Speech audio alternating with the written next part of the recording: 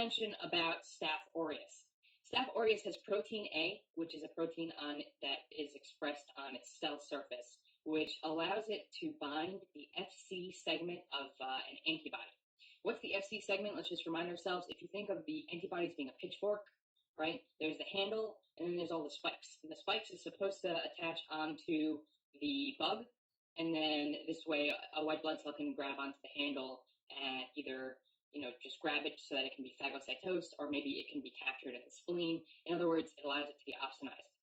So if the Staph aureus grabs onto the handle instead of the spikes, because it has this protein A, then it's going to actually prevent the whole process of opsonization, and therefore it's going to be more resistant to the white blood cell's defense mechanism. So that's a virulence factor.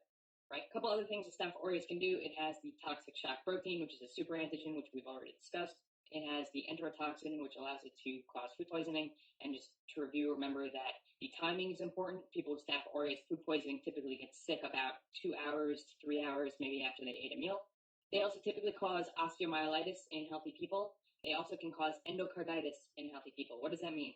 People without underlying heart disease or valvular disease can get Staph aureus endocarditis, right? As opposed to strep endocarditis, which we call subacute endocarditis, right? Because there's already some underlying disease. Also, MRSA, methicillin-resistant Staph aureus, has got altered penicillin binding proteins.